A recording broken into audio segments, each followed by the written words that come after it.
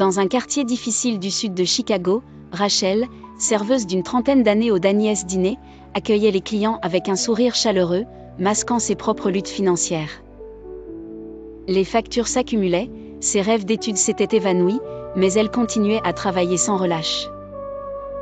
Un soir d'hiver, 3 adolescents noirs, Malik, Jordan et Terence, entrèrent, épuisés et transis. Leurs vestes légères et leurs regards hésitants trahissaient leur faim et leur dénuement. Installés dans un box, ils fixaient le menu sans oser commander. Rachel, intuitive, s'approcha. « Qu'est-ce que je vous sers ce soir ?» Malik, le plus âgé, murmura « Juste de l'eau, s'il vous plaît. » Sans un mot, Rachel retourna en cuisine et revint avec 3 assiettes fumantes de burgers et frites. Les garçons, stupéfaits, la dévisagèrent. « C'est pour moi, dit-elle avec un sourire, régalez-vous. » Malgré leur hésitation, la faim l'emporta, et ils mangèrent avidement. Malik, prudent, demanda « Pourquoi vous faites ça ?» Rachel haussa les épaules, tout le monde a besoin d'un coup de pouce parfois. Ce geste simple marqua le début d'un lien inattendu. Pour Malik, Jordan et Terence, liés comme des frères par leurs épreuves, ce repas offrit plus qu'un répit. Une lueur d'espoir dans un monde souvent hostile. En quittant le dîner, le ventre plein et le cœur reconnaissant, ils ignoraient encore à quel point Rachel allait transformer leur vie. Malik, 16 ans, Jordan, 15 ans, et Terence, 14 ans, formaient un trio inséparable, forgé par les défis d'un quartier miné par la pauvreté et la criminalité. Malik, leader protecteur, vivait avec sa mère, qui enchaînait 2 emplois pour joindre les 2 bouts. Jordan, discret et réfléchi, habitait chez sa grand-mère depuis la mort de son père. Terence, le plus jeune, passionné de basket, faisait face à l'instabilité d'un père incarcéré et d'une mère aux prises avec la dépendance. Pour eux, chaque jour était une lutte pour survivre, l'école passant après la quête de nourriture et de sécurité. Leur amitié, plus forte qu'une famille, les maintenait à l'écart des ennuis, mais la faim les tenaillait souvent. Le soir où Rachel leur offrit un repas, ils ressentirent une chaleur rare. Quelqu'un les avait vus, non comme des problèmes, mais comme des personnes. Le lendemain, incapables d'oublier ce geste, ils décidèrent de retourner au dîner. Hésitants, craignant de passer pour des mendiants, ils furent poussés par la faim. Rachel, fidèle à son poste, les accueillit avec un clin d'œil. Lorsqu'ils la remercièrent, elle remarqua leurs silhouettes amaigries, sans poser de questions, leur apporta 3 nouvelles assiettes. « On n'a pas d'argent, lâcha Terence. » Rachel sourit, « Je sais, mangez. » Ce deuxième acte de générosité, désintéressé, sema les graines d'une relation durable, où la confiance commença à s'épanouir. Les semaines suivantes, le Daniel's Diner devint un havre pour Malik, Jordan et Terence. Chaque visite était accueillie par Rachel, qui veillait à ce qu'ils aient à manger, sans jamais demander d'explication. Ce rituel silencieux transforma le dîner en un refuge, loin des tensions de leur quotidien. Peu à peu, les garçons s'ouvrirent à elle. Malik partagea son rêve de devenir musicien, ses nuits passées à écrire des paroles. Jordan confia son intérêt pour l'ingénierie, malgré l'impossibilité d'accéder à l'université. Terence, les yeux brillants, parlait de basket, espérant un jour rejoindre la NBA. Rachel écoutait, sans juger, offrant une présence attentive. Pour eux, habitués à l'indifférence, cette attention était précieuse. Rachel, de son côté, voyait en eux l'écho de son frère, perdu dans les méandres d'un mauvais chemin. Elle ne pouvait le sauver, mais elle pouvait offrir à ces garçons une chance. En parallèle, leur vie restait marquée par les épreuves. La mère de Malik s'épuisait, la santé de la grand-mère de Jordan déclinait, et Terence s'éloignait de sa mère. Pourtant, le dîner leur donnait un but, un lieu où ils étaient attendus. Cette routine forgea un lien profond, où Rachel devint une figure maternelle, et les garçons, une source de joie dans ces journées éreintantes, malgré ses propres soucis financiers. Au fil des mois, Malik, Jordan et Terence commencèrent à ressentir un mélange de gratitude et de culpabilité face à la générosité de Rachel. « On ne peut pas continuer à manger gratis », déclara Malik un jour, assis avec ses amis au parc. Jordan acquiesça, et Terence, d'ordinaire insouciant, baissa les yeux.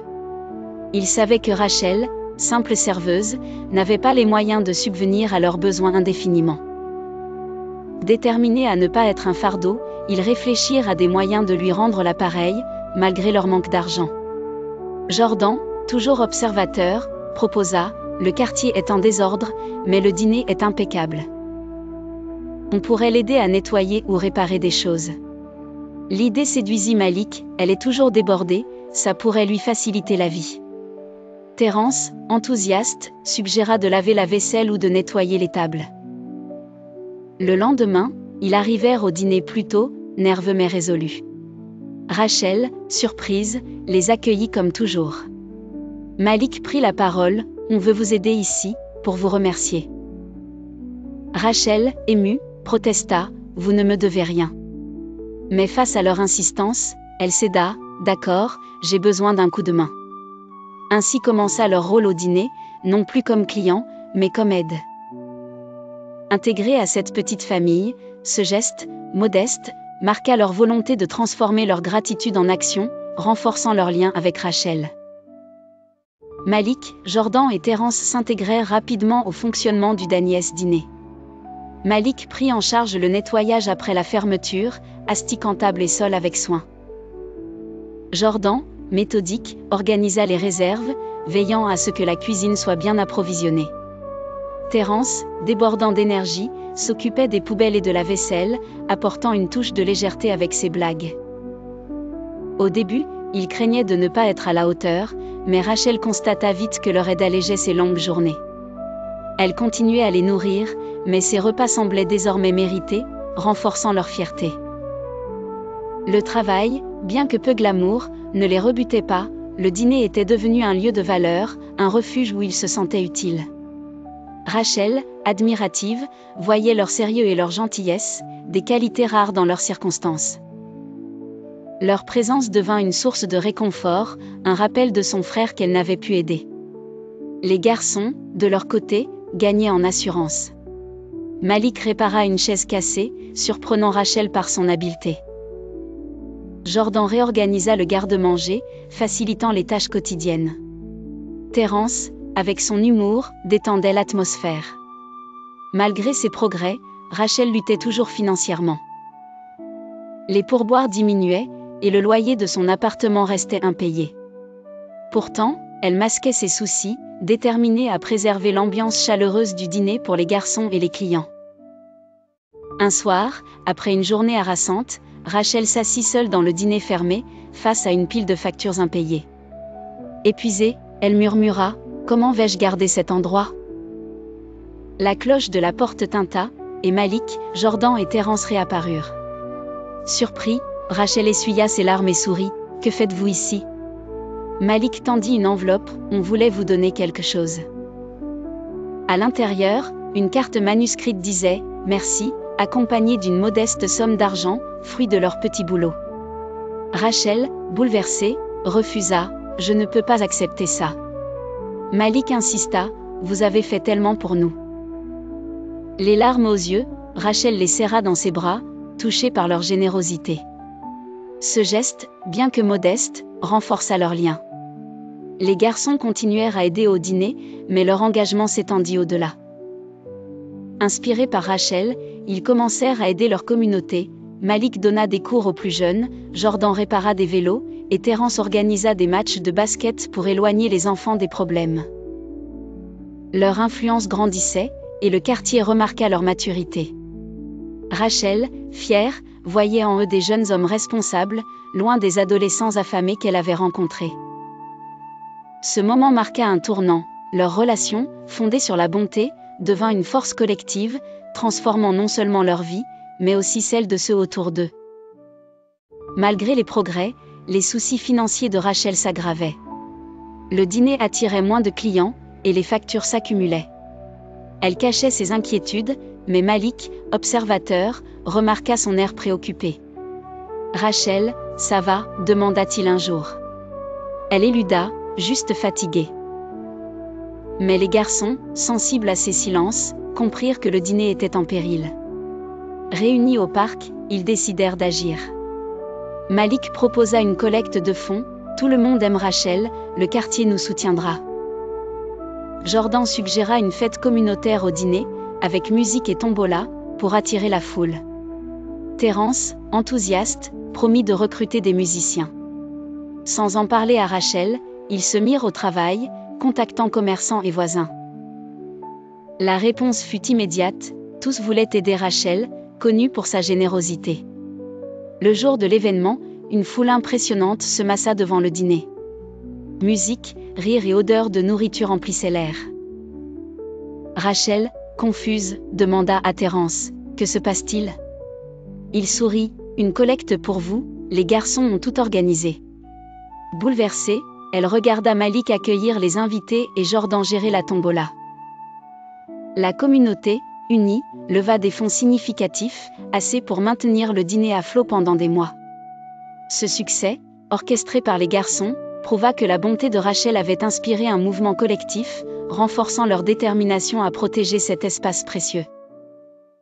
Fort du succès de la collecte, Malik, Jordan et Terence reçurent une proposition inattendue de Rachel, devenir copropriétaire du dîner.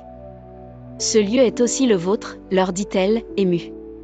Stupéfaits, ils acceptèrent, voyant dans cette offre une reconnaissance de leur lien. Malik prit des responsabilités de gestion, apprenant à gérer les finances. Jordan, avec ses talents de menuisier, conçut de nouveaux meubles, modernisant le dîner. Terence, chargé du marketing, utilisa les réseaux sociaux pour attirer plus de clients. Cette transition, bien que gratifiante, apporta des défis. Malik, souvent éveillé tard pour équilibrer les comptes, ressentait la pression. Jordan, épuisé par ses doubles journées, peinait à suivre. Terence, parfois distrait, luttait avec les tâches administratives. Lors d'une pause, Malik confia ses doutes, « C'est plus dur que prévu. » Jordan admit son épuisement, et Terence rappela leurs épreuves passées, « On a survécu à pire. » Cette conversation les recentra. Ils se répartirent mieux les tâches, Jordan prit en charge les commandes, Terence dynamisa les événements, et Malik se concentra sur la stratégie. Leur complémentarité fit des merveilles, attirant plus de clients grâce à l'ambiance renouvelée du dîner. Rachel, témoin de leur résilience, savait qu'ils avaient l'étoffe pour réussir. Leur rôle de copropriétaire, bien que exigeant, renforça leur confiance et leur sentiment d'appartenance, transformant le dîner en un symbole d'espoir pour tout le quartier. Alors que le dîner prospérait, une nouvelle épreuve surgit. Un promoteur immobilier, M. Price, accompagné de 2 hommes en costume, proposa de racheter le bâtiment pour un projet de développement. L'offre, généreuse, laissa Rachel sans voix. Malik, entendant la conversation, intervint, « On ne vend pas. Ce dîner vaut plus que de l'argent. » Price, poli mais ferme, insista, « Les affaires sont les affaires. » Cette menace de gentrification plana sur le dîner, menaçant tout ce qu'ils avaient construit. La nouvelle se répandit, indignant les habitués, pour qui le dîner était un refuge. Une mobilisation communautaire s'organisa, pétitions, manifestations et collectes émergèrent pour sauver cet espace emblématique. Malik, Jordan et Terence, galvanisés, multiplièrent les initiatives, organisant des événements pour sensibiliser. Madame Henderson, une figure locale, lança une pétition qui recueillit des centaines de signatures, déclarant « Ce dîner est notre maison, un symbole d'unité ». Les médias locaux s'emparèrent de l'histoire, interviewant Rachel et les garçons. Rachel, émue, confia « Je n'ai jamais voulu être entrepreneuse, juste aider 3 garçons.